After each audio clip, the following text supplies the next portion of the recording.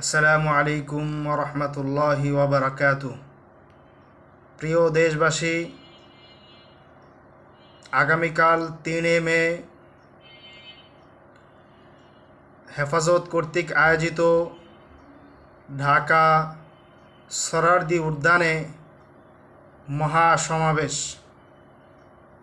বাংলাদেশ এহেন পরিস্থিতিতে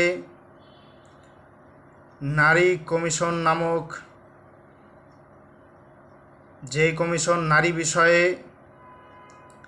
সরকারকে প্রস্তাবনা দিয়েছে, এটা কোরআন ও হাদিসে বিপরীত এবং মুসলমানদের যে সমস্ত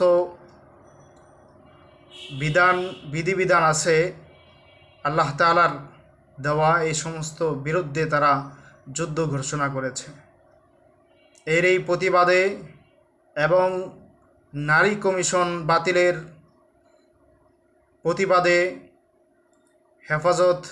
হেফাজত ইসলাম বাংলাদেশ এক মহা সম্মেলন আয়োজন করেছে। আপনারা সকলেই, দেশবাসী সকলেই এই মহা সম্মেলন, মহা প্রতিবাদ সমাবেশে উপস্থিত হওয়ার জন্য আহ্বান জানাচ্ছি। আসসালামু আলাইকুম রহমতুল্লাহি ওয়া বারাকাতুহু।